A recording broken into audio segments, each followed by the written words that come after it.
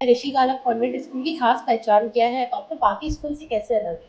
Ma'am, जो ऋषि गाला convent की जो पहचान है, आज अपने एक धौलपुर में आज अपना एक मुकाम है उसका, और उसको आज इस दिशा में लाने में हम लोगों का, हमारे स्कूल के जो डायरेक्टर हैं उनका बहुत बड़ा योगदान है। हमारा जो विद्यालय है उसको 1995 में इसको स्टेब्लिश किया गया, इसकी नींव रखी गई। तब हमारे सर ने उसको 2 कमरों में स्टार्ट किया था। तब से आज तक हम लोगों ने इसको इस मुकाम पर लाने के लिए हमारे विद्यालय ने बहुत कड़ी मेहनत करी है। इस मेहनत को करने के लिए हमने सिर्फ बच्चों को एक किताबी ज्ञान नहीं दिया है, उसके साथ साथ हमने उनको नैतिक मूल्य भी दिए हैं और उनकी शिक्षा दी है, और उन्हें अनुशासन करना सिखाया है कि अनुशासन तरीके से रहें वो। और उनको डेवलप करने के लिए हमने कई तकनीकियों का, जो आज के आधुनिक तकनीकी हैं, हमने उनका प्रयोग करा है, जिसके कारण आज हमारा विद्यालय इस मुकाम पर है तो उसका अपने धौलपुर सिटी में अपना एक नाम है। दूसरा सवाल आपसे ये है, स्कूल में बच्चों की पढ़ाई के साथ साथ अन्य एक्टिविटीज, खेल कूद, इनके अंदर क्या आप ध्यान देते हैं?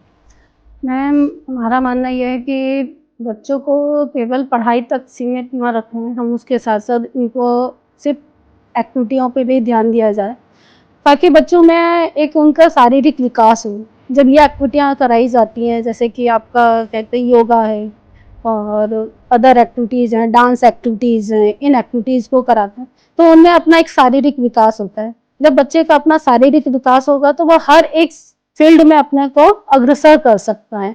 तो इसीलिए हम एक्टिविटीज़ वगैरह का हमारा मेन योगदान इसमें रहता है, और इसको कराने के लिए हम कई तरह के स्कूल में कॉम्पिटिशन्स वगैरह कराते रहते हैं, कल्चरल प्रोग्राम कराते रहते हैं, जैसे कि 15 अगस्त है, आपका जन्माष्टमी प्रोग्राम है, या इनमें बच्चे अलग मोटिव होते हैं और उनमें अपना अपना विकास होता है।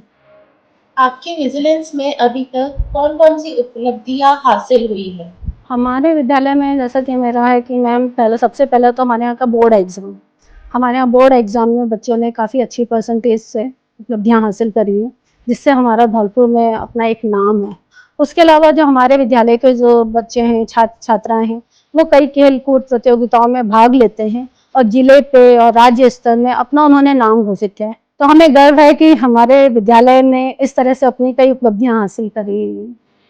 टीचर्स बच्चों की पढ़ाई में और पर्सनैलिटी डेवलपमेंट में कैसे योगदान देते हैं? मैम, हम अपने विद्यालय के टीचर्स को मोटिव करते हैं कि वो बच्चों को ना पढ़ाई के साथ साथ और भी चीज़ों में डेवलप करें।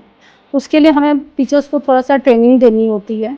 हम टीचर्स को ट्रेन करते हैं, उनकी वर्कशॉप करते हैं, और उन्हें कई जो हमारे जो सीबीएसई में भी जो हमारे टीचर्स के ट्रेनिंग के प्रोग्राम्स होते हैं, हम उनमें भेजते हैं टीचर्स को, ताकि जिससे बच्चों को वो और अलग मोटिव तरीके से अलग डेवलपमेंट कर सकें। ये नहीं है कि सिर्फ पढ़ाई पढ़ाई ही कराते रहें, इन एक्टिविटीज़ को भी कराते रहें जो हमें इनके ट्रेनिंग के दौरान उन्हें सिखाई जाती हैं। फिजिकल आजकल फिजिकल कई एक्टिविटीज में आपके स्कूल की क्लास की फिजिकल टूल्स। मैम, हमारा विश्वास है कि हमें समय के साथ बदलना चाहिए। जैसा कि अब आज के समय में कई स्मार्ट क्लास वगैरह यूज़ होने लगी, तो हम भी उनका यूज़ करते हैं, और डिजिटल क्लासरूम है, कंप्यूटर क्लासरूम है, इनका प्रयोग करना आज के समय में एक ज़रूरी भी हो गया है, ताकि बच्चों को सिर्फ एक क्लास एक बोरिंग लगती है। जब हम इन डिजिटल क्लासेस का और एक डिजिटल रूम में ले जाके बच्चों को क्लासेस देते हैं, तो बच्चे बहुत इंटरेस्ट होते हैं। उससे बच्चों में क्या होता है, एक अपने में एक इंटरेस्ट पैदा होता है, जिसकी वजह से बच्चे जो होता है अपने पढ़ाई के लिए उसे नए तरीके से सीखते हैं। तो हमारा मानना यही है कि हम इनको करें, तो हम वही करते हैं। तो हमारे स्कूल में भी कई क्लासेस में स्मार्ट क्लासेस वगैरह हैं, डिजिटल क्लासरूम है, जैसा कि आपने देखा है, तो वो चीज़ है। क्रिएटिव और लीडरशिप क्वालिटी बढ़ाने के लिए बच्चों को कौन कौन से प्लेटफॉर्म दिया जाता है? मैम, बच्चों को क्रिएटिविटी बढ़ाने के लिए सबसे बेस्ट प्लेटफॉर्म है, जो मेरा मानना है, वो है डिबेट। बच्चों को जब डिबेट कराई जाती है तो उनमें अपना अलग डेवलपमेंट होता है, उनमें एक क्रिएटिविटी होती है कि वो उनका एक मतलब कि अंदर की जो झिझक होती है ना, वो सबसे पहले खुलती है। उसका सबसे बेस्ट हम जो तरीका अपनाते हैं अपने यहाँ पे अपने विद्यालय में, वो होता है हम लोग की मॉर्निंग एक्टिविटी। हम उस मॉर्निंग एक्टिविटी में हर बच्चों का पर डे क्लास के अकॉर्डिंग हमारे यहाँ एक्टिविटीज़ कराई जाती है। उस एक्टिविटीज़ में क्या होता है, न्यूज़ हेडलाइंस, बच्चों का न्यूज़ हेडलाइंस बोलना। दूसरा आपका जीके क्विज क्वेश्चन करना, अपना सेल्फ इंट्रोडक्शंस देना, ये है, और आपका क्या कहते हैं, अदर जो थॉट्स हैं वो देना, वो हमारे यहाँ बच्चे देते हैं, जिससे उनके अंदर एक अपने एक आत्मसम्मान जो होता है, एक आत्मनिर्भरता बढ़ती है, अपने अंदर इतनी पॉजिटिविटी आती है कि वो बच्चा एक स्टेज पे खड़े होकर बोल सकता है।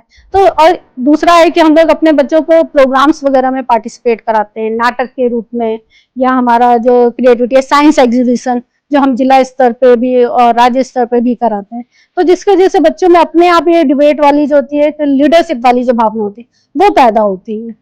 बच्चों को डिसिप्लिन में रखने के लिए, सेल्फ कॉन्फिडेंट के लिए और मेंटल हेल्थ के लिए स्कूल कौन सी एक्टिविटीज या काउंसलिंग क्या करते हैं? हाँ, तो जो मैम हमारा विद्यालय जो है इन एक्टिविटीज को कराने के लिए बच्चों के अंदर एक होता है कि योग सबसे पहले कराता है, क्योंकि हमारा सभी का मानना है कि योग जो होता है वो सबसे बड़ा केंद्र है, जिसके कारण हम ध्यान केंद्र कर सकते हैं। और इसके लिए हमारा योग दिवस भी मनाया जाने लगा है आज के समय में, और हमारे प्रधानमंत्री जी ने कहा है कि आप 21 जून को योग दिवस करें। तो हमारा हर पर यह जो होता है 21 जून पे हम योग दिवस करवाते हैं, और ये नहीं है कि हमारा सिर्फ 21 जून पे, हम उसको मेन जो हमारा होता है, हम योग दिवस को ही हमारा मेन मोटिव हम लेके चलते हैं, मतलब कि प्रधानमंत्री जी के ही उस पर नक्शे कदमों पे हम चल रहे हैं कि हम बच्चों को योग दिवस पे के जरिए से हमने सिखाया है, और आज हम योगा कराते हैं। एक मेडिटेशन से बच्चों का जो होता है एक याद करने की क्षमता है उसको बढ़ाया जाए, तो ये है हमारे कराने का मेन उद्देश्य। तो हम इसी तरह से बच्चों को कराते हैं जिससे उनका जो होता है याद करने की क्षमता बढ़े, उनका एक ध्यान केंद्रित हो,